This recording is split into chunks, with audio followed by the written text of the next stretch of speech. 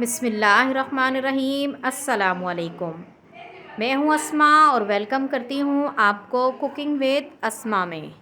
कैसे हैं my YouTube family? उम्मीद करती हूं कि आप सब बिल्कुल ठीक होंगे और खुश होंगे अल्लाह के हुक्म से।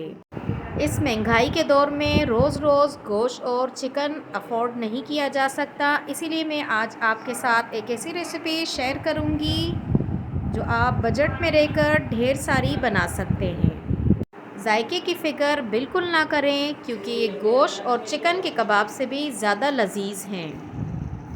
वीडियो पसंद आए तो प्लीज़ लाइक कर दें और कुकिंग विद अस्मा को सब्सक्राइब कर दें। बगैर टाइम ज़ाया किए बिस्मिल्लाह पढ़कर कुकिंग स्टार्ट करते हैं। दाल को भिगो कर रख दिया था, 3 से 4 घंटे हो गए इसे भिगो कर रखे हुए। अब इसे धोकर अच्छे से साफ़ सुथरा कर लिया है। पानी निकाल कर पतीले में डाल दें। 3 बड़े साइज़ के प्याज लिए हैं जिन्हें रफ़सा काट कर डाल देंगे। अब इसमें कुछ स्पाइसेस डाल देंगे। 1 चम्मच नमक, 1 चम्मच लाल मिर्च, आधा चम्मच कटर मिर्च, 1 चम्मच धनिया पाउडर, आधा चम्मच चाट मसाला, 3 चम्मच अदरक लहसुन और मिर्ची कुटा हुआ डाल दें। नमक और मिर्च आप अपने टेस्ट के हिसाब से डाल दें। 1 चम्मच सफ़ेद ज़ीरा, आधी चाय की चम्मच काला ज़ीरा, 1 काली इलायची, 10-12 दाने काली मिर्च के हैं, 2 टुकड़े बादियान के हैं, 4 से 5 लौंग हैं, 2 टुकड़े दारचीनी के हैं और 2 तेज़ पत्ते। अब इसमें 1.5 गिलास पानी डाल दें। अब इसे अच्छे से मिक्स कर कर चूल्हे पर रख देंगे। अब इसे चूल्हे पर रख दिया है। इसमें कुकिंग ऑयल डाल देंगे 3 से 4 चम्मच। अब इसे मीडियम टू लो फ्लेम पर 20 मिनट तक पकने देंगे ढक्कन बंद करके। 20 मिनट के कंप्लीट होते ढक्कन खोल दिया है। तकरीबन 60% तक हमारी दाल गल चुकी है। अब हम इसमें आलू डाल देंगे 300 ग्राम। आलू का सिर्फ छिलका रिमूव किया है, कांटे नहीं है। अब हम फिर से ढक्कन बंद कर देंगे 15 से 20 मिनट के लिए, ताकि हमारे आलू भी बहुत ही अच्छे से गल जाएं और दाल में जो कसर बाकी है वो भी पूरी हो जाए। टाइम के कंप्लीट होते ही ढक्कन खोल दिया है और पानी भी काफ़ी हद तक खुश्क हो गया है। अब मैं आपको चेक भी करवा देती हूँ, आलू और दाल बहुत ही अच्छे से गल गए हैं। अब हम इसमें से जो गरम मसाले डाले थे वो निकाल देंगे।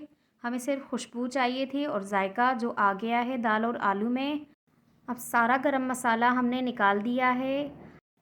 अब एक हलीम वाला घोटा ले लें जिससे हम दाल और आलू को बहुत ही अच्छे से पीस लेंगे। जितनी देर में हमारा पानी खुश्क होगा इतनी देर में हमारे दाल और आलू भी बहुत ही अच्छे से पिस जाएंगे। चूल्हे को हमने तेज़ कर दिया है ताकि पानी हमारा जल्दी से खुश्क हो जाए और गरम गरम पीसने में भी आसानी रहती है, इसीलिए हलीम वाले घोटे से फटाफट पीस जाता है। अगर आप ऐसे नहीं करना चाहते तो आप पानी को बिल्कुल खुश्क कर लें और मशीन में डालकर चॉपर वगैरह में तो पीस लें। बीच बीच में चम्मच चलाते रहें, नहीं तो साइडों से और नीचे से लग जाएगा तो आपकी मेहनत और आपके पैसे दोनों ज़ाया हो जाएंगे। अगर अभी तक आपने मेरे चैनल को सब्सक्राइब नहीं किया तो प्लीज़ सब्सक्राइब कर दें और बेल आइकन के बटन को लाजमी दबाएं ताकि मेरी हर नए आने वाली वीडियो का नोटिफिकेशन आपको सबसे पहले मिले। दाल में अगर पानी छोड़ देंगे तो कबाब टूट जाएंगे, कबाब बनने में भी मुश्किल होगी, इसीलिए बिल्कुल ड्राई होनी चाहिए दाल, तो आपके कबाब इंशाल्लाह बहुत ही अच्छे और परफेक्ट बनेंगे। अब दाल में पानी अच्छे से ड्राई हो गया है। मैं आपको इसकी निशानी भी बता देती हूँ कि किस तरह से आपको पता चलेगा कि दाल में पानी बिल्कुल खुश्क हो गया है या नहीं। दाल को जब आप चम्मच पर उठाएंगे तो दाल मुश्किल से गिरेगी, यानी पानी बिल्कुल खुश्क हो गया है, ये अच्छे से तैयार है। और चूल्हा बंद कर दें। अब इसे किसी भी बर्तन में निकाल कर अच्छे से ठंडा कर लें। अब इसमें 1 मुट्ठी धनिया डाल दें और 1 मुट्ठी पुदीना डाल दें कटा हुआ, और 1 अंडा डालकर बहुत ही अच्छे से इसे मिक्स कर दें। अब इसे अच्छे से मिक्स कर दिया है, थोड़ा थोड़ा उठाकर इसकी टिक्कियाँ बनाते जाएं।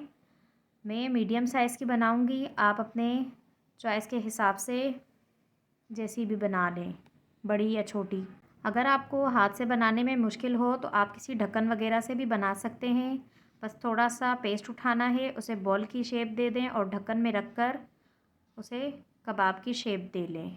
तो इस तरह से आसानी से आपकी टिक्की बन जाएगी। बस इसी तरह से आप तमाम टिक्कियाँ तैयार कर लें। 2 अंडे ले लें और उसमें 2 पिंच नमक डालकर अच्छे से फेंट दें। अब हम कबाब फ्राई कर लेंगे। अब एक तवा या फ्राई पैन ले लें जिस पर कबाब को फ्राई करना है, तो हम शैलो फ्राई करेंगे। 5-6 टेबल स्पून कुकिंग ऑयल डाल दें और 2 से 3 मिनट तक इसे गर्म होने दें। एक एक कबाब को अंडे में डिप करते जाएं और डालते जाएं।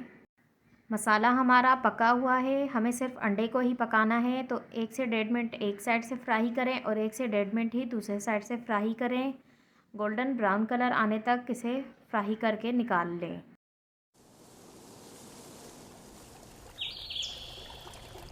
अब जिस कबाब पे प्यारा सा कलर आ गया है उन्हें हम निकाल देंगे, और जो पे नहीं आया उन्हें हम पलट देंगे ताकि उस साइड भी प्यारा सा कलर आ जाए, तो हम उन्हें भी निकाल देंगे। अब बाकी के तमाम कबाब भी इसी तरह से फ्राई कर लें। अब हमारे तमाम कबाब फ्राई हो गए हैं। आप चाहें तो इन्हें फ्रीज़र भी कर सकते हैं फ्राई से पहले। उस टाइम आप इन्हें फ्रीज़ करके रख दें किसी भी एयर टाइट जार या जिप लॉक बैग में। और ये हमारे कबाबों की फ़ाइनल लुक आपको कैसी लगी, आप मुझे कमेंट्स बॉक्स में लाजमी बताइएगा। और जब आप बनाएंगे तो आप मुझे कमेंट्स करके बताइएगा कि आपके कैसे बने हैं। अब मैं आपके साथ एक दूसरा तरीका शेयर करूंगी कि आप इन कबाब के साथ और कौन सी डिश तैयार कर सकते हैं। अब हम इसी तवे पर बर्गर के लिए बन को थोड़ा सा सेक लेंगे। ये बर्गर बन्स आपको किसी भी बेकरी या बर्गर की जो होलसेल दुकान होती है ना, उससे भी आराम से मिल जाते हैं। बन्स को 1 मिनट एक साइड से सेक लें और 1 मिनट ही दूसरे साइड से सेक लें। हमें प्यारा सा बस कलर देना है और थोड़ा सा कड़क करना है। और चूल्हे को नीचे मीडियम रखें, ज़्यादा तेज़ ना रखें, नहीं तो ये जल सकते हैं। सबसे पहले हम नीचे ग्रीन चटनी लगा देंगे। चटनी की रेसिपी जो है मैंने इस वीडियो में नहीं डाली, क्योंकि वीडियो बहुत ज़्यादा लंबी हो जाती, इसीलिए मैंने नहीं डाली। तो दोनों चटनियों की रेसिपी मैं शॉर्ट रेसिपी डाल दूँगी, तो आप ज़रूर देखिएगा, क्योंकि इनके बग़ैर कबाब और बर्गर का मज़ा नहीं आता। इससे कबाब और बर्गर का मज़ा दोबाला हो गया था, बहुत ही मज़ेदार थी। मैं ज़्यादा लगाऊंगी क्योंकि बर्गर का चटनी के बग़ैर मज़ा नहीं होता।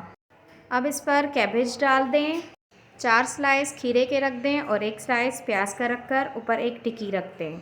अब इस पर इमली की चटनी डाल दें, कम या ज़्यादा आप अपने टेस्ट के हिसाब से कर दें।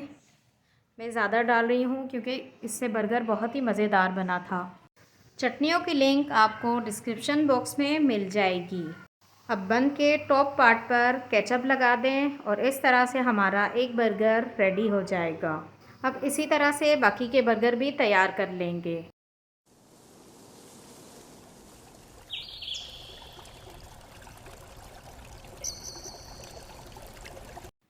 अब हम बर्गर की कटिंग कर लेंगे और हमारे मज़ेदार से तमाम बर्गर तैयार हैं। मुझे और मेरी फैमिली को तो बहुत पसंद आए हैं। इंशाल्लाह आप भी जब बनाएंगे आप सबको भी बहुत पसंद आएंगे। वीडियो पसंद आए तो लाइक करना और शेयर करना ना भूलें।